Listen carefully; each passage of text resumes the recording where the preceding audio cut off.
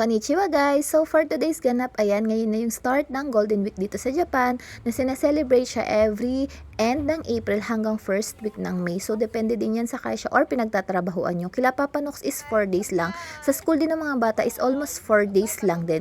Yung Golden Week daw dito, ito daw yung time ng mga Hapon na mag-celebrate kasama yung family nila. Parang family time siya guys, leisure at the same time is mag-visit sa kanya-kanyang family or kung ano man yung mga gusto nilang gawin sa buhay-buhay. So ayan, ito na nga talaga yung pinuntahan namin. Ito is yung pinili ni Aki ko na gusto talaga niyang puntahan nung nakaraan pa, which is yung Green Pa. So pagpasok pa lang is nagbayad na agad kami ng toll fee. Tapos ayan, sa entrance is nagbayad na rin si Papa Nox ng admission fee at the same time ng parking fee. Medyo may kamahalan nga lang siya para sa akin kasi yung admission fee is parang entrance mo lang siya. Wala pa doon yung kung gusto mong mag-rides. So ayan, nandito na nga kami sa loob ng mga bata. So sa part na to makikita nyo yung kanilang malaking signage which is yung Green Pa, and sa hagdanan na yan meron na namang other activities na pwedeng gawin dyan. So ayan yung una naming pinuntahan nila Papa Nox and ni Aki Kun. And ayan, kung makikita nyo may mga nagra-rides yan. Kapag gustong mag-ride sa ganyan guys, meron din naman silang ride all you can. Tapos kung gusto nyo is betsu-betsu or separate yung pagbabayad ninyo. Ang pangit nga lang guys kasi 3 years old and above lang yung pwedeng makasakay sa mga rides nila. Kasi meron silang height limit na tinatawag. So ayan na nga, meron din kayo makikita dito mga Sylvanian. Ayan siya, nihiyakap na ni Ayumi Chang-chang. Medyo malaki yung Sylvanian village dito guys. Meron silang indoor tapos merong outdoor. So ayan, pinakita namin sa mga bata. Maganda dito guys, mag-walking, picture yung mga ganun guys. And magaganda yung kanilang mga Sylvanian guys kasi magaan lang siya, hindi siya abunay or delikado sa mga bata. And way back 2022 guys, nakapunta na rin kami dito pero hindi pa siya ganun ka well developed katulad ngayon na may mga restaurant na and marami na ngang makikitang rides. And ayan na nga, sumakay din kami dito sa mga bump cart. Yan, pwede kasi si Ayumi Chang. So nagbayad again kami ng 200 yen per rides. So pwede na kasi dalawa naman yung pwedeng sumakay, isang adult at isang bata. So ayan na nga, sa part na to makikita nyo yung buong view pababa dito sa may Green Pa. And videohan ko nga daw si Aki Kun kasi ayan yung mga trip niya sa ngayon.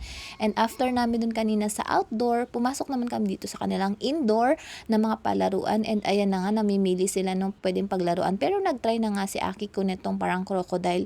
Ganon din yung pagbabayad guys, lalagyan mo ng bayad yung machine para mag-start siya. Parang sa pagkakaalala ko, nasa 200 yen din ata yung bayad per machine or per laro. So ayan na nga, naka 2 rounds sila Aki Kun and si Ayumi Chang-chang kasi sa palaro na to or sa larong ito is pwede silang dalawa or 2 player I mean. So ayan, naglaro na ang dalawang batang makulit. So ayan, sa part na yan, habang naglalaro si Ayumi Chang and Aki Kun, umikot si Papa Nox kung ano pa yung mga pwede namin puntahan dito sa loob ng park. And after nga yan, kung makikita nyo guys, medyo hapon na. Ayan, makikita din dito si Fuji-san and medyo marami din talagang tao ngayon guys kasi nga Golden Week.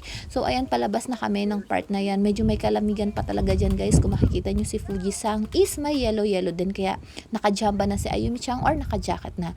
So pagkapalabas namin may nakita kami ditong mga bike na pwedeng sakyan tapos pwede kang mag-try sa mga slope nila. So ayan, trinay na ni Aki Kun. So sa pagkakatanda ko, nasa 700 yan yata for 30 minutes. So sulit na guys yung 700 nyo.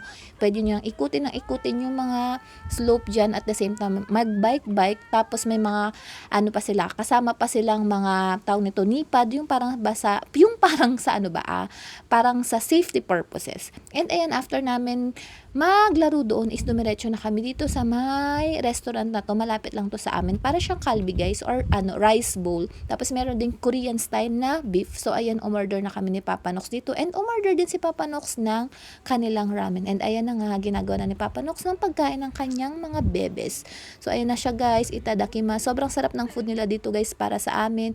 And sobrang mura lang. Hindi naman sa sobrang mura pero affordable siya. Tapos worth it na yung presyo. So ayan, palabas na kami. And after namin pumunta sa may kainan is dediretso daw kami sa may gyumsupa kasi nagkikrave kami ng matamis. So ito na nga kami sa gyumsupa guys. Real quick siya guys kasi malapit lang siya sa restaurant. Kumuha agad ako ng macaroons, ice cream para sa mga bata, and kumuha ako ng ilan sa mga kailangan para sa bahay. So ayun lang naman ating vlog for today.